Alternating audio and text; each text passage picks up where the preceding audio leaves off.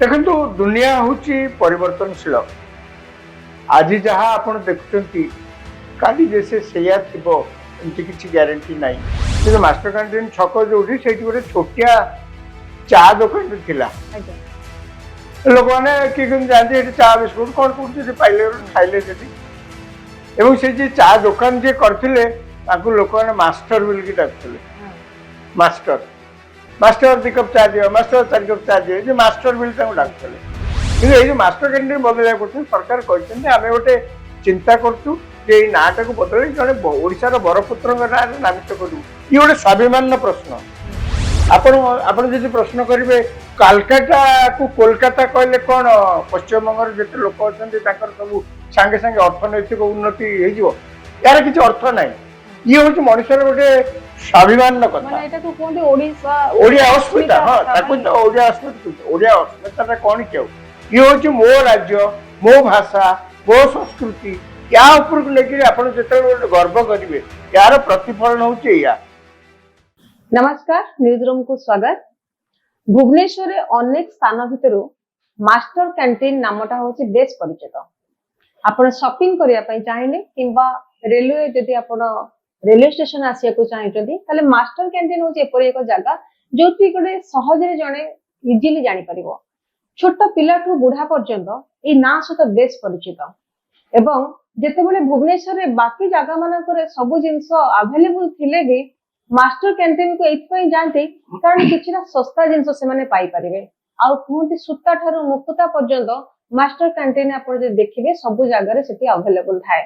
बही दुकान कथा कहतु किंबा जे कोनसी दुकान कथा हो किंबा रेलवे स्टेशन आसिया कथा हो समस्त को से मास्टर कैंटीन आसीबाक पड़ि थाए किंतु मास्टर कैंटीन शब्द सहित गोटे बदलिबार जिनस आछि जाहाको गृह उन्नयन मंत्री कृष्णचंद्र पात्र जे कि सूचना देइचंती नामकरण टाको परिवर्तन करा जिवो एमती देखा जिवो अनेक किछि परिवर्तन समय आसीछि केतेबेले कोनोसी जिनसर रंग को परिवर्तन करा जाउछि तो केतेबेले नाम को परिवर्तन करा जाउछि। तबे मो संगर अछंती वरिष्ठ सांबादिक राजाराम शतपथी तांको सहित आज आलोचना करिबा कि जो मास्टर कैंटीन ना को परिवर्तन करिबा आवश्यकता रहिछि कि आ जदि रहिछि का ना रे सेटा को देले भलो हबो। सर नमस्कार न्यूज रूम को स्वागत। सर आपण को मतरे कोन एमिति गोटे जिंस काहे के आसिला जे मास्टर कैंटीन बहु वर्षर पुराना आपण छोट बेलटू भी जानिथे मास्टर कैंटीन कथा कहले समते जानचनी ओटे जीवक पड़िबो मास्टर कैंटीन नाटा परिवर्तन हबो माने तार कारण कोन आछि। मास्टर कैंटीन ना केवल भुवनेश्वर रे नुहे सारा ओडिसा रे बेस परिचित आज्ञा सारा ओडिसा रो विभिन्न लोक विभिन्न समय रे भुवनेश्वर आसंती समस्ते कहते कि कोड जाउछन्ती मास्टर कैंटीन ओले बडिया सेडी सरकारी ऑफिस की जीवा सेक्रेटरीट पाख विधानसभा पाख रेलवे स्टेशन मध्य पाख मास्टर कैंटीन कहया गले भुवनेश्वर हाट आज्ञा ए मास्टर कैंटीन के सरकार कहउछन्ती से नाटा बदलै ओडिसा रे कोनोसी बरपुत्र ना रे से छकटा को नामित करिया पई।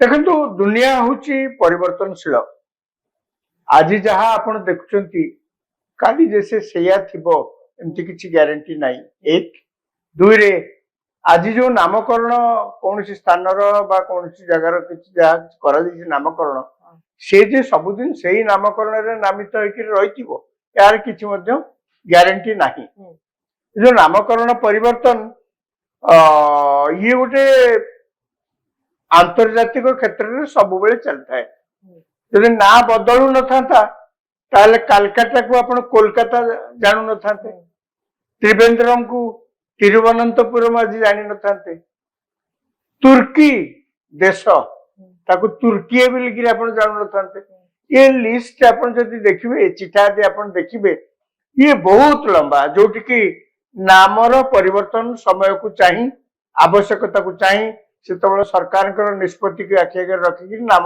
परिवर्तन जनसाधारण प्रतिक्रिया जदि आम जानवा चाहिए केते जन सहित कथा होते से कहते बीजेपी सरकार आसला खाली रंग परिवर्तन कर नाम परिवर्तन कर पूर्व दुर्नीति सरकार जो दुर्नीति थिला किंबा अन्य सब घटना को ताकू फोकस न करिकी खाली नाम परिवर्तन करदेले जगार नाम परिवर्तन करदेले कौन हो कौन हुआ कि एक्चुअली ये सरकार जहाँ कहते सरकार जो निष्पत्ति नहीं किसी खराब निष्पत्ति भावतुनि मास्टर कैंटीन ना कौट आसला भुवनेश्वर सहर जिते 1940-50 दशंधि जो भुवनेश्वर सहर या जिते लोक ये सब कम दाम करुले मास्टर कैंटीन छक जो गोटे छोटिया चा दुकान थिला लोक मैंने किए जाती चा बिस्कुट कौन कौन पाइले खाइले से चा दुकान जी करते लोक मैंने मास्टर बोल डाकुले मास्टर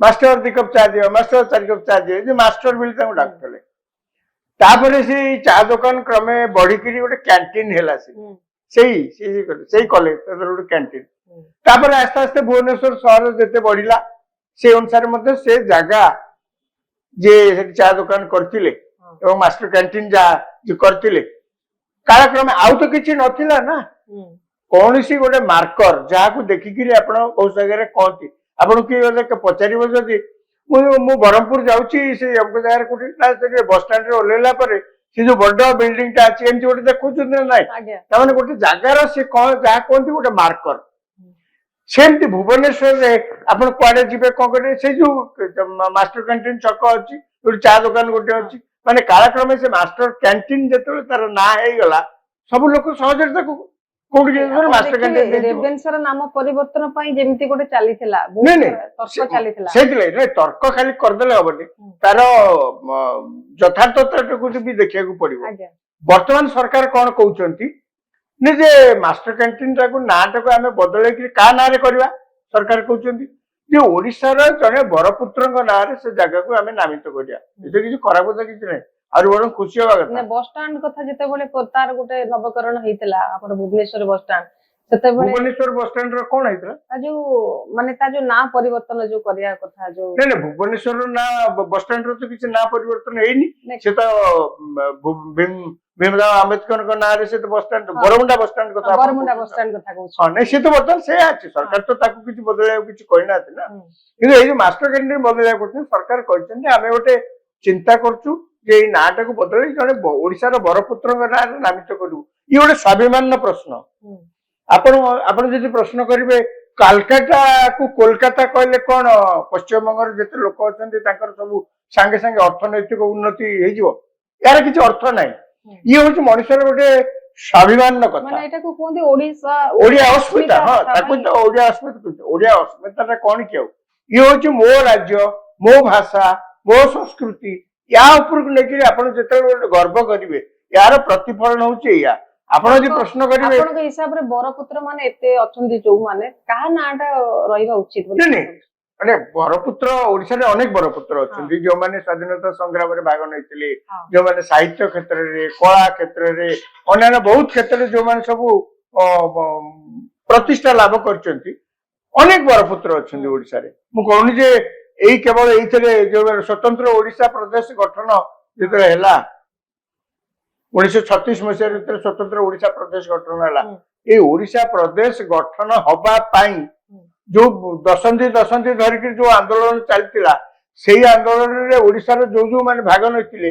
अनेक लोक भाग नैतिले से तो ओडिसा रो नवस्य माने ओडिसा रो बरपुत्र खाली सेतिक नुहे गोटे राज्यटा हेगला मन को मन नुहे गोटे राज्यटा हेगला कहीं ना कि ब्रिटिश सरकार से अनुभव कले गोटे भाषा एठी अछि ये भाषाटा भी स्वतंत्र ये भाषा को धार आनिक किसी भाषा तैयारी ओडिया भाषा ये गोटे स्वतंत्र भाषा बोलिकी एवं यही भाषा को कहूथिबा लोक मानकर गोटे स्वतंत्र संस्कृति अच्छी यही भाषा को कहूथिबा लोकंकर गोटे स्वतंत्र परिचय अच्छी यही भाषा को कहू यही भाषा अन्य को भाषा रु धार आनिक भाषाटा तैयारी ये सब कथा सेतबेलर जो प्रतिकूल परिस्थिति ता सत्वे सेतबेलर जो माने सब आंदोलन थिले एमाने एही कथा को ब्रिटिश सरकार पाखरे प्रतिपादित करिबा परे इंग्रेज सरकार अनुभव कले ए भाषार मर्यादा केति जो माने भाषा कहते सेमानकर मर्यादा केते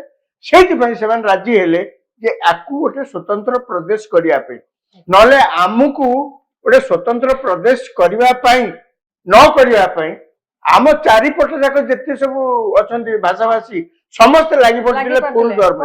ଖାଲି ପ୍ରଦେଶ ନୁହେଁ, ଭାଷା ଏକ ସ୍ୱତନ୍ତ୍ର ଭାଷା ନୁହେଁ, ଖାଲି ପ୍ରଦେଶ ନୁହେଁ ଭାଷାଟାକୁ ମଧ୍ୟ କହିଲେ ଏଇଟା ଗୋଟେ କି ଭାଷା ଏମିତି କହିକିରି ଆମର ଆଚ୍ଛା ଆମର ସେତେବେଳେ ଅସୁବିଧା ଥିଲା କଣ କି ଆମ ରାଜ୍ୟରେ ସେତେବେଳେ କଥା କହିବା ପାଇଁ ଦିପଦ କଥା କହିବା ପାଇଁ ଲୋକ କେହି ନଥିଲେ। ପାଠ ପଢିଥିବା ଲୋକଙ୍କର ସଂଖ୍ୟା କିଛି କହିବାକୁ ଗଲେ କେହି ନଥିଲେ। ତାରି ଭିତରେ ଯୋଉମାନେ ଶିକ୍ଷିତ ହେଇକିରି ବାହାରିଥିଲେ, ଆପଣ ଉତ୍କଳମଣି ଗୋପନ ଦାସଙ୍କ କଥା କୁହନ୍ତୁ, ମଧୁସୂଦନ ଦାସଙ୍କ କଥା କୁହନ୍ତୁ, ଆଉ ଯେତେ ସବୁ ଥିଲେ ଯେତିକି ଥିଲେ ତାଙ୍କ ସଂଖ୍ୟା ସେମିତି କିଛି ବେଶୀ ନୁହେଁ। କିନ୍ତୁ ସେଇମାନେ ସାରା ଜୀବନ ତାଙ୍କର ତ୍ୟାଗ କରିକିରି ସାରା ଜୀବନ ଯେତେ ରୋଜଗାର କରିଥିଲେ ତାକୁ ମଧ୍ୟ ଓଡିଆ ଭାଷା ଏବଂ ଓଡିଶା ପ୍ରଦେଶ ଗଠନ ପାଇଁ ସବୁ ତ୍ୟାଗ କରିକିରି ଯାହା ସୃଷ୍ଟି ହେଇଛି ସେମାନେ ଆମ ନମସ୍ୟ, ସେଇମାନେ ତ ହଉଛନ୍ତି ଆମର ବରପୁତ୍ର। ତେଣୁ ବର୍ତ୍ତମାନ ସରକାର କହୁଛନ୍ତି ଆମେ ଯେହେତୁ ଓଡିଆ ଅସ୍ମିତା କହିକିରି ଏଇ ପ୍ରସଙ୍ଗ ଉପରେ ଓଡିଶାର ଲୋକମାନେ ତ ତାଙ୍କୁ ଭୋଟ ଦେଇଥିଲେ ନା। ବର୍ତ୍ତମାନ ସରକାର ଯିଏ ଓଡିଆ ଅସ୍ମିତା ପ୍ରସଙ୍ଗଟା ଖୁବ ଜୋରରେ ସେତେବେଳେ ଭୋଟର ମାନଙ୍କ ମନକୁ ଆନ୍ଦୋଳିତ କଲା, ସେଇଥିପାଇଁ ତ ସମସ୍ତେ ସଂଘବଦ୍ଧ ଭାବରେ କହିଲେ ନା ଆମେ ନୂଆ ସରକାରକୁ ଆଣିବୁ। ତେଣୁ ଏଇ ମାଷ୍ଟର କ୍ୟାଣ୍ଟିନ ନାଁଟାକୁ ସେମାନେ ସରକାର ଯଦି ଏখানে ଚିନ୍ତା କରୁଛନ୍ତି ତାକୁ ବଦଳେଇକିରି କୌଣସି ଜଣେ ବରପୁତ୍ରଙ୍କ ନାଁରେ ନାମିତ କରିବେ, ମୁଁ ତ ଭାବୁଛି ଏଇଟା ସ୍ୱାଗତ ଯୋଗ୍ୟ ପଦକ୍ଷେପ। ଏଥିରେ କିଛି ତ କାହାର ଅସମ୍ମାନ କରାଯାଉନି, କାହାକୁ ହତାଦର କରାଯାଉନି। ବରଂ ଓଡିଶାର ଜଣେ ଆମେ କଣ ସବୁ ବରପୁତ୍ରଙ୍କୁ ଆମେ ଜାଣିଛେ?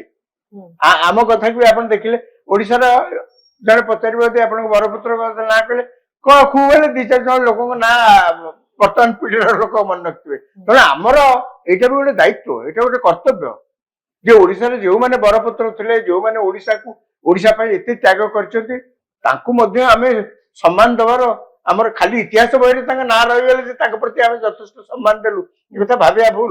ନାମ ପରିବର୍ତ୍ତନକୁ ନେଇକି ବିରୋଧୀ ଦଳଙ୍କର କଣ ଅଭିମୁଖ୍ୟ ରହିବ?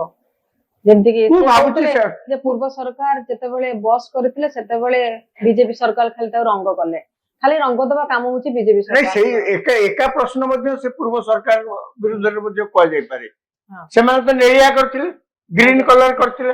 ଆଜ୍ଞା ଗ୍ରୀନ କଲର ପୂର୍ବରୁ ବସ୍ ଗୁଡାକର କଣ ରଙ୍ଗ ନଥିଲା? ବସ୍ ତ ଏଥିରେ କିଣା ହେଇଥିବ, ଗୋଟେ ରଙ୍ଗ ଲାଗିଥିବ ନା। ଆପଣ ସେଇ ରଙ୍ଗରେ ତ ଚଲେଇଥାନ୍ତେ।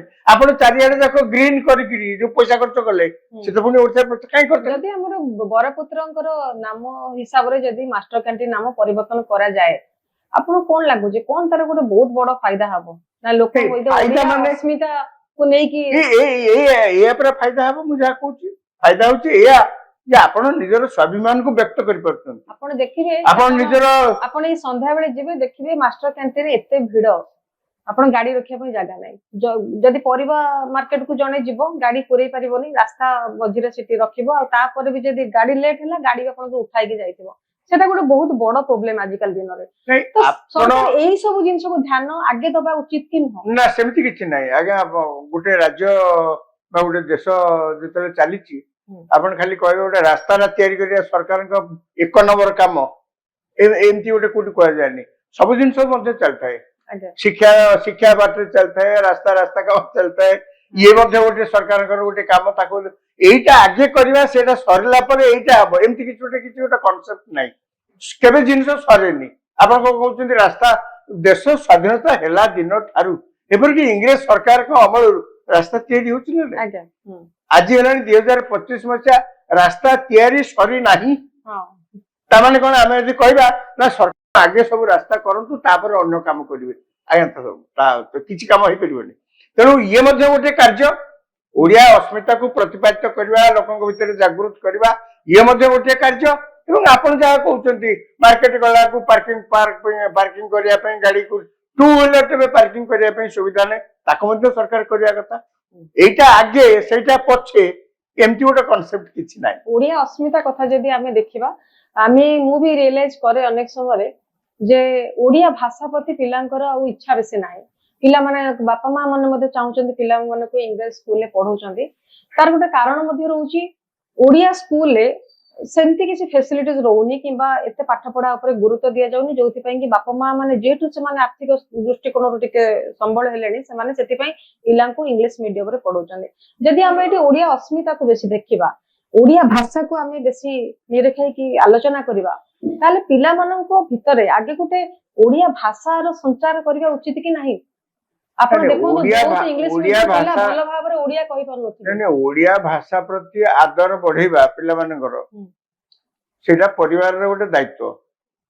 ଏବଂ ଏକଥା ସତ, ମୁଁ ଆପଣଙ୍କ ସହିତ ଏକମତ ଯେ ଏବେ ଅନେକ ପିଲାଙ୍କୁ ଯଦି ପଚାରିବେ ଓଡିଆରେ ବିପଦ କହିବା ପାଇଁ ସେ କହିପାରୁନାହାନ୍ତି, କହିପାରିବେନି ଭଲ ଭାବରେ ପଢି ଲେଖିବା ପାଇଁ ପାରିବେନି। କହିଲେ ମଧ୍ୟ ସେ ହଁ। ପଢିପାରିବେ, ଲେଖିପାରିବେନି। ହୁଁ।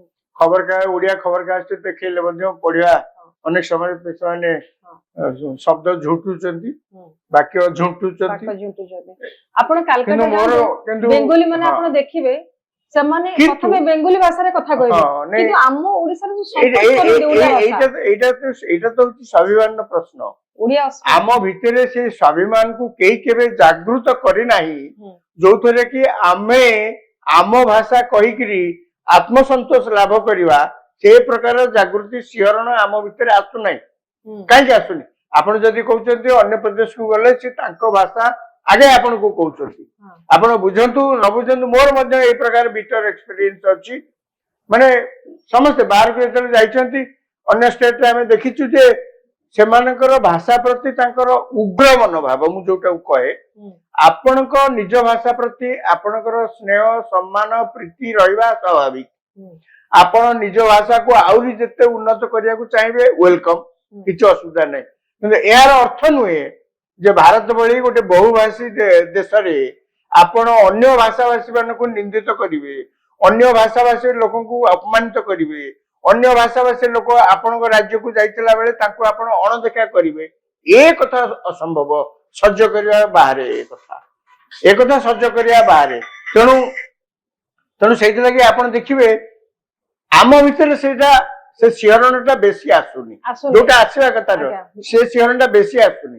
ଆଜି ବି ମୁଁ ଆପଣଙ୍କୁ କହୁଛି, ଜଗନ୍ନାଥ ମନ୍ଦିର ପାଖକୁ ଯାଇ ମୁଁ ଓହ୍ଲେଇ ପଡିଲା ବେଳେ ସେ ଯୋଉ ସେବାୟତ ମାନେ ଆସିକି କୁହନ୍ତି ସବୁ, ଆଜ୍ଞା ଆପଣ ଆସନ୍ତୁ ଜଗନ୍ନାଥ ମନ୍ଦିର ମୁଁ ବୁଲେଇଦେବି, ଭୋଗ କରେଇଦେବି, ଇତ୍ୟାଦି କରେଇଦେବି। ସେ ଆଗେ କେହି ଓଡିଆରେ କହନ୍ତିନି। ମୁଁ ଜଣକୁ ପଚାର, ମୁଁ ତାଙ୍କୁ କହିଲି, ମୁଁ କହିଲି ହଠାତ୍ ନା ମତେ କାହିଁ ଏମିତି ମାନେ ଆପଣ ପଚାରୁଛନ୍ତି, ଓଡିଆରେ କାହିଁ ପଚାରୁନାହାନ୍ତି? ତ ଆସୁଛନ୍ତି, ଆସନ୍ତୁ ବୁଲେଇଦେବି ଦେଖେଇଦେବି, ଏସବୁ କାହିଁ ପଚାରୁନାହାନ୍ତି? ନା ମୁଁ ଆଜ୍ଞା ଭାବିଲି ଆପଣ ଛାଡିବୁ। ମୁଁ କାହିଁ ଭାବିଲେ କଣ, ମାନେ କାରଣଟା କଣ? ମୁଁ ଗୋଟେ ଦୋକାନକୁ ଗଲେ ଗୋଟେ କଣ ଗୋଟେ କିଣିବା ପାଇଁ, ସିଏ ମତେ ଦେଖିକିରି ସାଙ୍ଗେ ସାଙ୍ଗେ କହୁଛନ୍ତି ଆସୁଛନ୍ତି ଦାଦା ଆସୁଛନ୍ତି। ମୁଁ କହିଲି କଣ କଣ ମାନେ କଣ, କାହିଁକି? ମାନେ ୟାର କାରଣ ହଉଛି ଆମ ଭିତରେ ନିଜ ଭାଷା ପାଇଁ ଯୋଉ ପ୍ରୀତି, ନିଜ ଭାଷା ପାଇଁ ଯୋଉ ସମ୍ମାନ ବୋଧ ରହିବା କଥା, ତାକୁ ଆମେ କୋଉଠି ନା କୋଉଠୁ ହଜେଇ ଦେଇଛୁ। ଆଉ ଯଦି ଆମେ ଦେଖିବା କାଲକାଟାରେ ଆପଣ ଯଦି ମେଟ୍ରୋରେ ଯିବେ, ରବୀନ୍ଦ୍ର ସଦନ ଦେଖିବେ, ସେଠି ଗୋଟେ ଷ୍ଟପେଜ ଥିବ। ଗିରିଶ ଏମଜି ରୋଡ ଗୋଟେ ମହାତ୍ମା ଗାନ୍ଧୀଙ୍କ ରୋଡ ନାମରେ ନାମିତ ଥିବ। କିନ୍ତୁ ଆପଣ ଏଠି ବି ଆପଣ ଭୁବନେଶ୍ୱର ଦେଖିବେ ଓଏମଟି ସ୍କୋୟାର କୁହନ୍ତୁ, ତାର ମୂଳ କାରଣ ସବୁ ନାଁ ବି ପରିବର୍ତ୍ତନ ହେଇକି ଯଦି ବରପୁତ୍ର। ନାଇଁ ମୁଁ ସେଇଥିଲାଗି କହୁଛି, ତାର ମୂଳ କାରଣ ହେଲା ଆମ ଭିତରେ ସେ ସ୍ୱାଭିମାନଟା ଆସୁନି ଭଲ ଭାବରେ। ସେଇଥିଲାଗି ତ ଏ ନିର୍ବାଚନରେ ତା ପ୍ରତିଫଳିତ ହେଲା। ସେଇଥିପାଇଁ ଏ ନିର୍ବାଚନରେ ଓଡିଶାର ଜନସାଧାରଣଙ୍କୁ ବିଜେପି ଦଳ ଅନ୍ତତଃ କହିଲା ଯେ ଦେଖନ୍ତୁ ଆଜ୍ଞା, ସରକାର ଆସିବେ, ରାଜନୈତିକ ଦଳ ନିର୍ବାଚନ ଲଢିବେ, ନୂଆ ସରକାର ଆସିବେ, ପୁରୁଣା ସରକାର ଯିବେ, ଇଏ ତ ଚାଲିଥିବ। କିନ୍ତୁ ୟା ଭିତରେ ଆମ ରାଜ୍ୟର ଯଦି ସ୍ୱାଭିମାନ ବା ଅସ୍ମିତାଟା ମରିଯାଉଛି, ଅସ୍ମିତା ଉପରେ ଆମେ ଯଦି ଗୁରୁତ୍ୱ ନ ଦଉଛେ, ଅସ୍ମିତା ପ୍ରତି ଯଦି ଆମେ ଅଣଦେଖା କରୁଛେ, ତାହେଲେ ଆମ ଭବିଷ୍ୟତ ବି ଠିକ ନୁହେଁ, ସରକାର ଯିଏ ଆସୁନା କାହିଁକି। ସେଇଥିପାଇଁ ଆପଣ ଲକ୍ଷ୍ୟ କରିଥିବେ, ଏ କଥା କହିଲା ପରେ ସାଧାରଣ ଲୋକମାନେ ପ୍ରଥମ ଥର ପାଇଁ, କହିବାକୁ ଗଲେ ବହୁତ ବର୍ଷ ପରେ ପ୍ରଥମ ଥର ପାଇଁ ଅନୁଭବ କଲେ, ଆରେ ଆମେ ତ ଭୋଟ ଦଉଛେ, ଭୋଟ ତ ଚାଲିବ, ନୂଆ ରାଜନୈତିକ ଦଳ ସରକାରକୁ ଆସିବେ, କିନ୍ତୁ ତା ଭିତରେ ଅସ୍ମିତାଟା ଯେ ମରିଯାଉଛି ଆମର, ଯୋଉ ଅସ୍ମିତାକୁ ଆଧାର କରି ଆମେ ସ୍ୱତନ୍ତ୍ର ରାଜ୍ୟ ହେଇଥିଲେ, ଯୋଉ ଅସ୍ମିତାକୁ ଆଧାର କରି ଆମର ଓଡିଆ ଗୋଟେ ସ୍ୱତନ୍ତ୍ର ଭାଷା ବୋଲିକିରି ପ୍ରତିପାଦିତ ହେଇଥିଲା ପ୍ରତିକୂଳ ପରିସ୍ଥିତିରେ, ସେଇଟା ଲୋକମାନେ ଅନୁଭବ କଲେ। ମୁଁ ସେଇଥିଲାଗି କହିଲି ଯେ ଆପଣ ମାଷ୍ଟର କ୍ୟାଣ୍ଟିନ ନାଁ ବଦଳୁଛନ୍ତି, ସରକାର କିଛି ଭୁଲ କରୁନାହାନ୍ତି। ଓଏମପି ମଧ୍ୟ ଯଦି ବଦଳଉଥିବେ କି ଆପଣ ଯାହା କହୁଛନ୍ତି କିଛି ଅସୁବିଧା ନାହିଁ।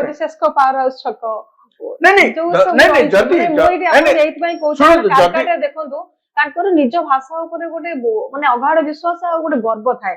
ସେମାନେ କେବେ ବି ହିନ୍ଦୀ ଭାଷାରେ ସେମାନେ ଆଗେ କଥା କହିବା ପାଇଁ ଚାହାନ୍ତିନି, ବେଙ୍ଗୋଲି ମାନେ ବେଙ୍ଗୋଲି ଭାଷାରେ କହିବେ। ସିଏ ଅନେକ ଜାଗାରେ ଆପଣ ଦେଖିବେ ତାଙ୍କର ଆଞ୍ଚଳିକବାଦଟା ଅତି ଉଗ୍ର ସ୍ତରକୁ ଯାଇଛି। ଆପଣ ଆପଣଙ୍କ ଭାଷାକୁ ଟେକି ଟେକି ରଖିଛନ୍ତି, ଭଲ କଥା। ଆପଣଙ୍କ ଭାଷା ଆହୁରି ଉନ୍ନତି ଲାଭ କରୁ, ଆମର କାହାର କିଛି କହିବାର ନାହିଁ। କିନ୍ତୁ ତା ମାନେ ନୁହେଁ ଯେ ଆପଣ ଅନ୍ୟମାନଙ୍କୁ ଅସମ୍ମାନ କରିବେ, ଅନ୍ୟ ଭାଷାଭାଷୀ ମାନଙ୍କୁ ଅସମ୍ମାନ କରିବେ। ଏଇଟା ଗୋଟେ ବହୁଭାଷୀ ବହୁଭାଷୀ ଲୋକଙ୍କର ଦେଶ ଏଇଟା। ଇଣ୍ଡିଆ ଗୋଟିଏ ଭାଷାର ଦେଶ ନୁହେଁ। ଆପଣଙ୍କର ଯେମିତି ଆପଣଙ୍କ ଭାଷା ପାଇଁ ମମତା ଅଛି ବା ପ୍ରୀତି ଅଛି, ସମ୍ମାନ ଅଛି, ଆପଣ ଭୁଲି ଯାଉଛନ୍ତି ଯେ ଅନ୍ୟ ଲୋକଙ୍କର ତାଙ୍କ ଭାଷା ପାଇଁ ସମ୍ମାନ ନାହିଁ ବୋଲି। ଆପଣ ତାଙ୍କୁ ବି ଏଭଳି କିଛି ଦୁର୍ବ୍ୟବହାର କରିପାରିବେ ନାହିଁ ଭାଷାକୁ ଆଧାର କରିକି। ମୋର କହିବା କଥା ସେଇଆ ଯେ କେନ୍ଦ୍ର ରାଜ୍ୟ ସରକାର ଯଦି ଏମିତି କିଛି ନାମକରଣ ପରିବର୍ତ୍ତନ କୋଉଠି କିଛି କରୁଥାନ୍ତି, ମାଷ୍ଟର କ୍ୟାଣ୍ଟିନ ଯେମିତି ପଦକୁ ଆସିଲା ଉତ୍ତମ। ମାଷ୍ଟର କ୍ୟାଣ୍ଟିନ ଗୋଟେ ପୁରାତନ ଶବ୍ଦ କଲେ କମ ହବ ନାହିଁ, ଏବଂ ସାଧାରଣ ଲୋକମାନେ ତାକୁ ଆକ୍ସେପ୍ଟ କରିବେ। କାହିଁ କରିବେନି? ଆପଣଙ୍କ ବରପୁତ୍ର ମାଷ୍ଟର କ୍ୟାଣ୍ଟିନ ଟାକୁ ବଦଳେଇକିରି କୌଣସି ଓଡିଶାର ବରପୁତ୍ରଙ୍କ ନାଁରେ ସେ ଜାଗାଟାକୁ ନାମିତ କଲେ, ଓଡିଶାର ଲୋକ କଣ ସେ ବରପୁତ୍ରଙ୍କ ନାଁଟା ଜିନିଷ ଉପରେ ବହୁତ ବର୍ଷ ଧରି ଅଭ୍ୟାସ ବହୁତ ଜିନିଷ ବହୁତ ବର୍ଷ ଧରିକି ଥାଏ। ତା ବୋଲି କଣ ଆପଣ କାଲକାଟା କେତେ ବର୍ଷ ଧରିକି ଥିଲା, ତ୍ରିଭେନ୍ଦ୍ରମ କେତେ ବର୍ଷ ଧରିକି ଥିଲା, ତା ବୋଲି କଣ ଆଉ ସେ ଲୋକମାନେ ଆଉ ବର୍ତ୍ତମାନ ସେ ନାଁକୁ ଉଚ୍ଚାରଣ କରିପାରୁନାହାନ୍ତି ନୂଆ ନାଁକୁ? ନା ସେମାନେ କଣ ବିରୋଧ କରୁଛନ୍ତି? କାହିଁ ବିରୋଧ କରିବେ? ଏଥିରେ ବିରୋଧ କରିବା କିଛି ନାହିଁ। ବହୁତ ବହୁତ ଧନ୍ୟବାଦ। ଦର୍ଶକ ବନ୍ଧୁ, ଆଶା କରୁଛି ଆଜିର କାର୍ଯ୍ୟକ୍ରମ ଆପଣଙ୍କୁ ଭଲ ଲାଗିଥିବ। ଯଦି ଭଲ ଲାଗିଛି ଆମ ଚ୍ୟାନେଲକୁ ଆପଣ ଲାଇକ୍, ସେୟାର ଆଉ ସବସ୍କ୍ରାଇବ କରନ୍ତୁ। ରହୁଛି, ନମସ୍କାର।